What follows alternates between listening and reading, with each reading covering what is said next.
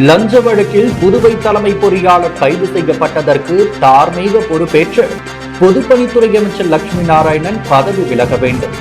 திமுக காங்கிரஸ் உறுப்பினர்கள் தர்ணா. புதுவை பொதுப்பணித்துறையில் பணி நீக்கம் செய்யப்பட்ட ஊழியர்களுக்கு மீண்டும் பணி வழங்க கோரி பிச்சை எடுத்து நூதன ஆர்ப்பாட்டத்தில் ஈடுபட்ட ஊழியர்கள் போலீசார் கைது செய்து சிறையில் அடைப்பு. பொதுப்பணித்துறை தலைமை பொறியாளரை லஞ்ச புகாரில் சிபிஐ கைது செய்ததற்கு அமைச்சரை ராஜினாமா செய்ய வேண்டும். சட்டப்பேரவையில் திமுக நாடகம்.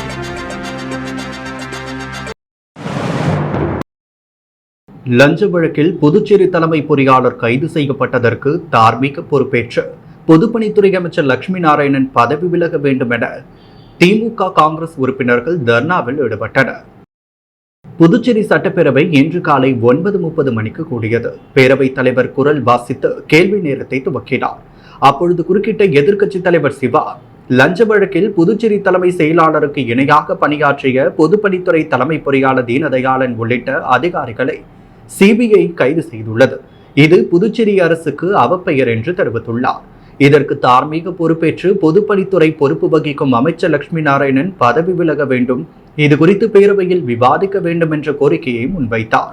அதற்கு பேரவைத் தலைவர் அனுமதி மறுக்கப்பட்டதால் இதை கண்டித்து எதிர்க்கட்சித் தலைவர் சிவா, துணைத் தலைவர் நாஜிம், உறுப்பினர்கள் அனிபால் கன்னடி, செந்தில்குமார், சம்பத், நாகத்யாகராஜன், காங்கிரஸ் கட்சி தலைவர் வைத்தியநாதன், ரமேஷ் பரம்பத் ஆகியோர் பேரவையின் மைய மண்டபத்தின் நடுவில் அமர்ந்து தர்ணாவில் ஈடுபட்டனர். அப்பொழுது பேரவைத் தலைவர் தர்ணாவில் ஈடுபட்டவர்களை குண்டுகட்டாக வெளியேற்ற சபை காவலர்களுக்கு உத்தரவிட்டார். பின்னர் சபை காவலர்கள் தர்ணாவில் ஈடுபட்ட திமுக மற்றும் காங்கிரஸ் உறுப்பினர்களை குண்டுகட்டாக தூக்கி வெளியேற்றினர். இதனால் அவையில் சிறிது நேரம் கூச்சல் குழப்பம் ஏற்பட்டது. பின்னர் செய்தியாளர்களிடம் பேசிய எதிர்க்கட்சித் தலைவர் சிவா, புதுச்சேரி பொதுப்பணித்துறை தலைமை பொறியாளர் தீனதயாளன், செயற்பொறியாளர் ஆகியோர் 7 கோடி ரூபாய்க்கு ஒப்பந்தத்திற்கு லஞ்சம் வாங்கிய பொழுது காரைக்காலில் சிபிஐ அதிகாரிகளால் சுற்றி வளைத்து கைது செய்யப்பட்டுள்ளனர். இது புதுச்சேரி மக்கள் மத்தியில் அதிர்ச்சியை ஏற்படுத்தியுள்ளது. காரைக்காலில் ஒரு ஒப்பந்த பணிக்கு எவ்வளவு முறைகேடு நடந்திருக்கிறது, தலைமை பொறியாளரின் பணிக்காலத்தில் மேற்கொள்ளப்பட்ட பணிகள் அனைத்தும் ஆய்வுக்கு உட்படுத்த வேண்டும். இந்த விவகாரத்தில் புதுச்சேரி அரசு என்ன செய்ய போகிறது என்று மக்கள் எதிர்பார்க்கின்றனர். அதற்காகத்தான் பேரவையில் விவாதிக்க அனுமதி கோரினோம். ஆனால் பேரவைத் தலைவர் ஆளும் அரசுக்கு ஆதரவானவர் என்பதால் அதற்கு அனுமதி அளிக்கவில்லை. அனுமதி அளிக்க வலியுறுத்தி தொடர்ந்து திமுக காங்கிரஸ் உறுப்பினர்கள் தர்ணாவில் ஈடுபட்டதாக தெரிவித்துள்ளார். புதுச்சேரி பொதுப்பணித்துறையில் பணி நீக்கம் செய்யப்பட்ட ஊழியர்களுக்கு மீண்டும் பணி வழங்கப்படும் என்ற முதலமைச்சரின் அறிவிப்பை அமல்படுத்த வேண்டும் என வலியுறுத்தி பிச்சை எடுத்து நூதன போராட்டத்தில் ஈடுபட்ட ஊழியர்களை போலீசார் கைது செய்தனர். புதுச்சேரி பொதுப்பணித்துறையில் கடந்த 2015-16 ஆண்டு பல்வேறு பணிகளுக்கு 2632 ஊழியர்கள் பணிக்கு அமர்த்தப்பட்டனர்.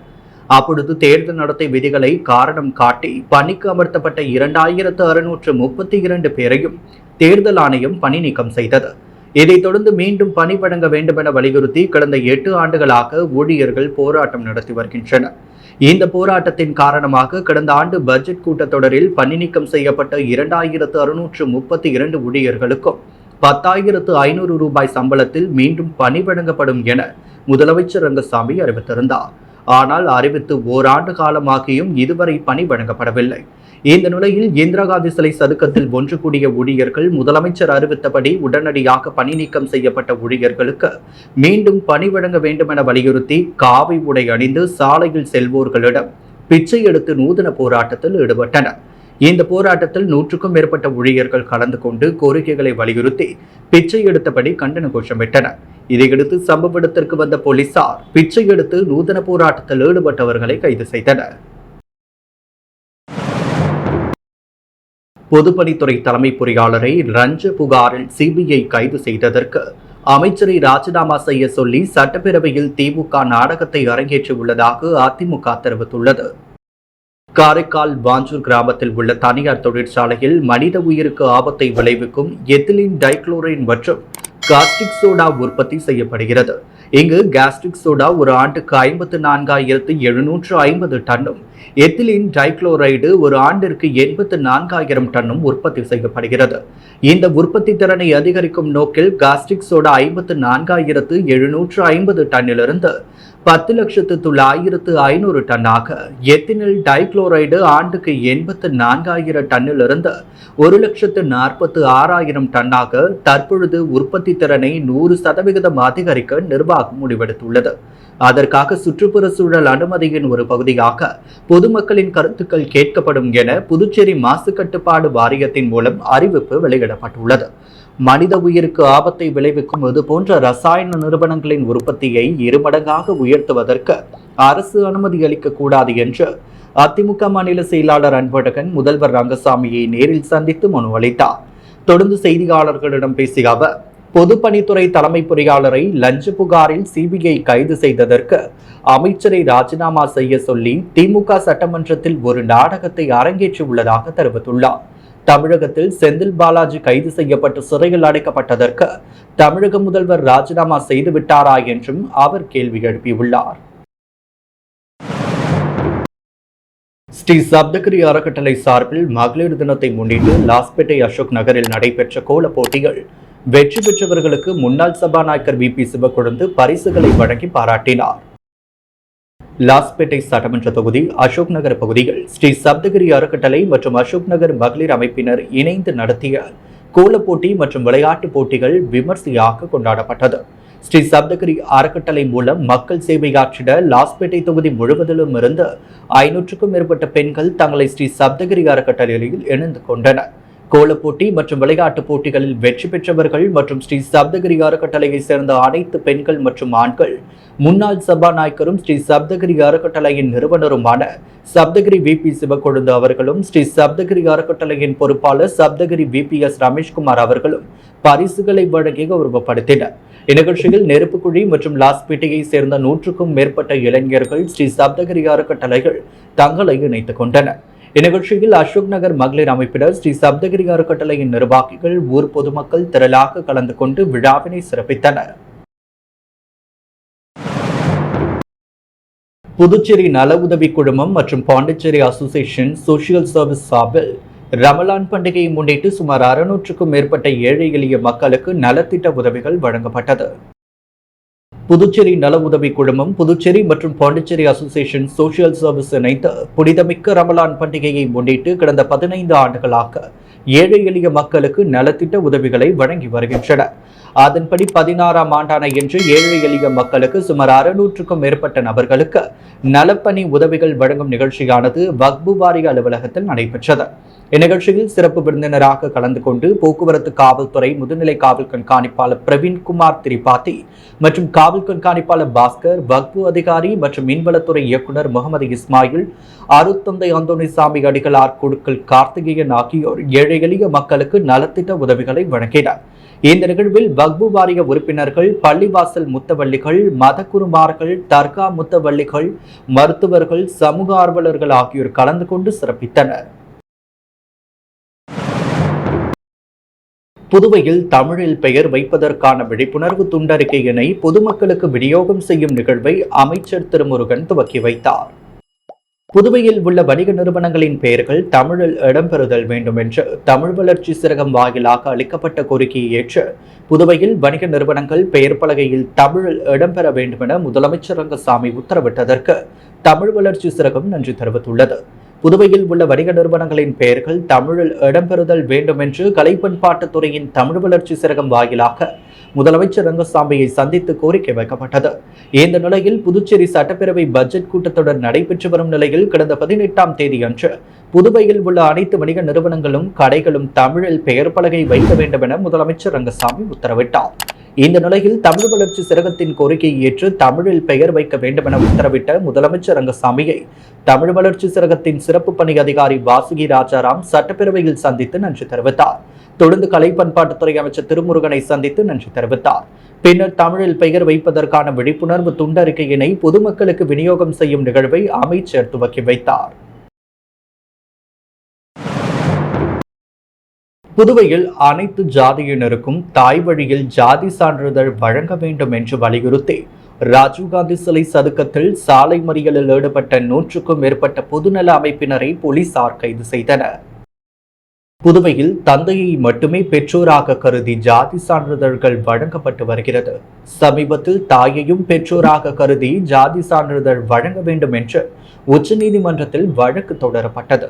வழக்கை விசாரித்த உச்சநீதிமன்றம் தாயையும் பெற்றோராக கருதி ஜாதி சான்றிதழ் வழங்க வேண்டும் என்று உத்தரவிட்டது.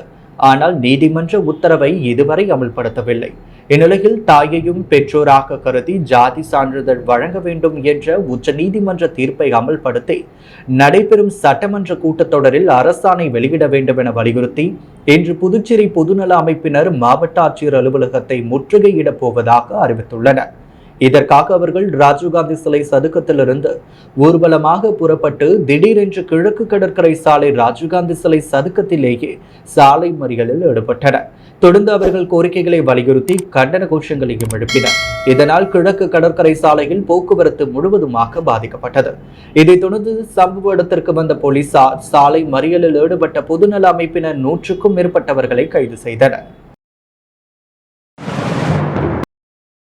புதுவையில் சாலையோர தள்ளுவண்டி கடையில் வாழைப்பழம் திருடி செல்லும் திருடர்கள் குறித்த சிசிடிவி காட்சிகள் வைரலாகி வருகிறது. புதுவை அண்ணா சாலை ராஜா தியேட்டர் அருகே தள்ளுவண்டியில் வாழைப்பழம் வியாபாரம் செய்பவர் ராஜாமணி. இவர் இரவு வழக்கம் போல் வாழைப்பழம் வியாபாரம் செய்தார். இரவு 11:30 மணிக்கு அவ்வழியாக பைக்கில் வந்த 2 பேர் மின்னல் வேகத்தில் தள்ளுவண்டியில் வைத்திருந்த 2 சீப்பு வாழைப்பழத்தை திருடி கொண்டு வேகமாக சென்றுள்ளனர். இது அனைத்து பகுதியில் பொறுத்து இருந்த சிசிடிவியில் பதிவாகியுள்ளது. வாழைப்பழம் திருடும் சிசிடிவி காட்சிகள் சமூக வலைதளத்தில் வைரலாகி வருகிறது. ஊர்காவல் படை தேர்வில் அரசு பணி நியமன தேர்வுக்குழுவின் தவறான செயல்பாடுகளால் தொடரும் பிரச்சனைகளுக்கு தீர்வு காணுவது தொடர்பாக புதுச்சேரி மறைமலை அடிகள் சாலையில் உள்ள தோழமை கூடல் அரங்கில் அனைத்து அமைப்பு மற்றும் அரசியல் கட்சிகளின் ஆலோசனை கூட்டம் நடைபெற்றது. இக்கூட்டத்திற்கு புதுச்சேரி யூனியன் பிரதேச மாணவர்கள் கூட்டமைப்பு நிறுவனர் சுவாமிநாதன் தலைமை தாங்கினார். மக்கள் உரிமை கூட்டமைப்பு செயலாளர் சுகுமாரன், திராவிட விடுதலை கழகம் லோக ஐயப்பன், விடுதலை வேங்கைகள் மங்கையர் செல்வன், தந்தை பெரியார் திராவிட கழகம் வீரமோகன், மனித உரிமைகள் மற்றும் நுகர்வோர் பாதுகாப்பு இயக்கம் முருகானந்தம், இந்திய கம்யூனிஸ்ட் கட்சி அந்தோனி மற்றும் சம்சுதீன் அம்பேத்கர், தொண்டைப்படை திருமால், நோனாங்குப்பம் ஆற்றில் உயிரிழந்த இந்திரா காந்தி கலைக்கல்லூரி மாணவர் ஹரிஷுக்கு 1 நிமிட மௌன அஞ்சலி செலுத்தப்பட்டு கூட்டம் தொடங்கப்பட்டது. அனைத்து கட்சி தலைவர்களுடன் முதலமைச்சர், உள்துறை அமைச்சர், தலைமை செயலர், அரசு பணி நியமன தேர்வுக்குழுவின் செயலர் உள்ளிட்டோரை நேரில் சந்திப்பது, ஊர்காவல் படை தேர்வில் தேர்வு செய்யப்பட்டு 5 மாத காலமாக பயிற்சியில் உள்ள ஊர்காவல் படை வீரர்களுக்கு பாதிப்பு ஏற்படும் வகையில் வழங்கப்பட்ட தீர்ப்பை அரசு செயலாளர்கள் கேட்டு பெற்றது ஏன் என்ற விவாதத்தை கேட்பது, வழக்காடிகள் மற்றும் அரசு மிகு பேச்சு வார்த்தை மூலம் யாருக்கும் பாதிப்பில்லாத நிலையை உருவாக்க முடியும் என்பதனால் அந்த முடிவை எடுக்க அரசை வலியுறுத்துவது, தேர்வு செய்யப்பட்ட 500 ஊர்காவல் படை தேர்வாளர்களை பணி தொடர வழிவகை செய்து மீதமுள்ள 156 காலி பணியிடங்களுக்கு வழிகாட்டிகளுக்கும் காத்திருப்பு பட்டியலில் உள்ளவர்களுக்கும் வழங்கி தீர்வு காண கோருவது, அரசு இதனை செய்ய தவறும் பட்சத்தில் பல்வேறு அமைப்பு அரசியல் கட்சிகளை ஒன்று திரட்டி அரசுக்கு எதிரான தொடர் போராட்டங்களில் ஈடுபடுவது உள்ளிட்ட தீர்மானங்கள் நிறைவேற்றப்பட்டது. உழவர்கரை பிச்சவீரன்பேட்டில் மாநில கபடி போட்டி அமமுக இணை செயலாளர் லாவண்யா துவக்கி வைத்தார். புதுச்சேரி உழவர்கரை சட்டமன்ற தொகுதி பிச்சவீரன்பேட்டில் யுனைடெட் அமைப்பின் தலைவர் தெய்வசிகாமணியின் பிறந்த நாளை முன்னிட்டு மாநில அளவிலான ஆடவர் பெண்கள் கபடி போட்டி நடைபெற்றது. புதுச்சேரி மாநிலம் முழுவதும் இருந்து பல்வேறு ஆடவர் மற்றும் பெண்கள் அணியினர் கலந்து கொண்டு விளையாடினர். இந்த துவக்க விழா நேற்று முன்தினம் 22ஆம் தேதி நடைபெற்றது. அமமுக மேற்கு மாநில இணை செயலாளர் லாவண்யா சிறப்புழைப்பாளராக கலந்து கொண்டு போட்டி நடத்துவதற்கு 15,000 நன்கொடை வழங்கினார். மேலும் நியூ வேர்ல்டு அணி வீரர்கள் 13 பேருக்கு விளையாட்டு சீருடையும் வழங்கி வாழ்த்தினார். இந்நிகழ்ச்சியில் அமமுக கழக அமைப்பு செயலாளர், முன்னாள் சட்டமன்ற உறுப்பினர் UC ஆறுமுகம், கிழக்கு மாநில செயலாளர் முருகன், அமப்பிரிவை செயலாளர் பிரகாஷ், மேற்கு மாநில வர்த்தக பிரிவு செயலாளர் தனவேலு, பிச்சவீரன்பேட் முருகன், செல்வமணி, ஐயப்பன், வேலு, குமார், அன்பழகன், முத்துப்பிள்ளை, பாளையத்தை சார்ந்த பிரசாத், ராஜு உள்ளிட்டோர் கலந்து கொண்டனர். முத்து கோல்ட் ஹவுஸ் வழங்கும் தங்கம் மற்றும் வெள்ளி விலை நிலவரம். தங்கம் 1 கிராம் 2215 ரூபாய். வெள்ளி 1 கிராம் 107 ரூபாய். லஞ்ச வழக்கில் புதுவை தலைமை பொறியாளர் கைது செய்யப்பட்டதற்கு தார்மீக பொறுப்பேற்று பொதுப்பணித்துறை அமைச்சர் லட்சுமி நாராயணன் பதவி விலக வேண்டும். திமுக காங்கிரஸ் உறுப்பினர்கள் தர்ணா. புதுவை பொதுப்பணித்துறையில் பணி நீக்கம் செய்யப்பட்ட ஊழியர்களுக்கு மீண்டும் பணி வழங்க கோரி பிச்சை எடுத்து நூதன ஆர்ப்பாட்டத்தில் ஈடுபட்ட ஊழியர்கள் போலீசார் கைது செய்து சிறையில் அடைப்பு. பொதுப்பணித்துறை தலைமை பொறியாளரை லஞ்ச புகாரில் சிபிஐ கைது செய்ததற்கு அமைச்சரை ராஜினாமா செய்ய வேண்டும். சட்டப்பேரவையில் திமுக நாடகம். புதுவையில் அனைத்து ஜாதியினருக்கும் தாய் வழியில் ஜாதி சான்றிதழ் வழங்க வேண்டும். சாலை மறியலில் ஈடுபட்ட பொதுநல அமைப்பினரை போலீசார் கைது செய்து சிறையில் அடைப்பு.